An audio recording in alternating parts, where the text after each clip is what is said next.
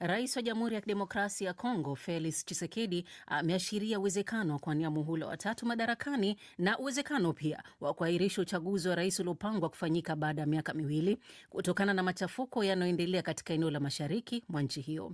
Amina Abubakar anaeleza zaidi. Rais Tshisekedi anayeongoza Kongo tangu mwaka 2019 anatarajiwa kumaliza muhula wake wa pili wa miaka mitano mwaka 2028, muhula ambao ni wa mwisho chini ya katiba ya Kongo inayomruhusu rais kuhudumu kwa kipindi cha mihula miwili pekee. Akizungumza na waandishi habari, Tshisekedi alisema haombi kuendelea kubakia kwa muhula wa 3 madarakani, lakini iwapo wananchi watamtaka afanye hivyo ataridhia. Sijaomba muhula wa 3, lakini nasema ikiwa ndio matakwa ya watu nitakubali. Rais Tshisekedi amesisitiza kwamba hapatafanyika mabadiliko yoyote bila ya kuwashirikisha wananchi, akimaanisha ni lazima pafanyike kura ya maoni ya kusema ndio au hapana kwa mabadiliko yoyote ya katiba. Katiba sio kitu cha kuheshimu tu ikiwa inakidhi maslahi yako. Ni makubaliano ya msingi yanayoongoza maisha yetu pamoja, kuhakikisha usawa wa kitaasisi na kulinda utulivu wa nchi.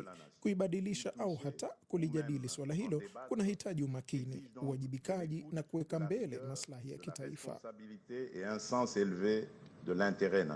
Tshisekedi pia alizungumzia uwezekano wa kuakhirishwa uchaguzi wa urais uliopangwa kufanyika mwaka 2028, wakati ambapo kundi la waasi wa M23 wanaungwa mkono na Rwanda wakidhibiti maeneo makubwa ya mikoa iliyo na utajiri wa madini ya Kivu kaskazini na kusini. Kiongozi huyo wa Kongo mwenye umri wa miaka 62 alisema iwapo vita havitositishwa, basi uchaguzi hauwezi kufanyika, hasa kwa kutoyajumuisha maeneo hayo mawili muhimu na yaliyotajiri kwa madini. Ameongeza kwamba uchaguzi hautofanyika sio kwa kuwa anashindwa kuandaa, lakini kwa sababu vita vimeanzishwa na kuchochewa na nchi jirani ya Rwanda, ambayo wanajeshi wake waliwekewa vikwazo na Marekani mapema mwezi Machi kwa kuwaunga mkono waasi wa M23. Rwanda kwa upande wake imeendelea kukanusha uhusiano wa aina yoyote na kundi hilo. Nchini Kongo, mabadiliko yoyote ya katiba ni lazima yaidhinishwe kupitia kura ya maoni itakayoitishwa na rais au labda kupitia muswada unaopaswa kuridhiwa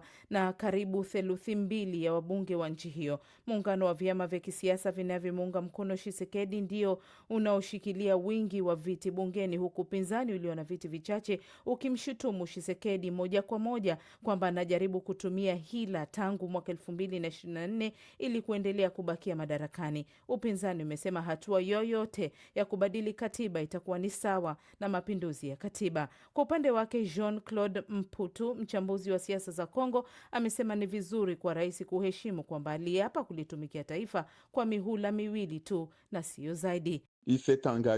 Rais lazima atambue kwamba ameapa kwa taifa kutumikia mihula miwili tu ya uongozi, si zaidi ya hapo. Na hata kama anatamani kuitisha kura ya maoni ya wananchi ili kurekebisha katiba, basi afanye hivyo. Hata hivyo, kura hiyo ya maoni haiwezi kuvuruga wala kukatisha muhula wake wa sasa. Ikiwa anatamani kuliachia taifa katiba mpya yenye hadhi na inayostahili jina hilo kama urithi wake, hilo litakuwa sehemu ya urithi wake wa kisiasa.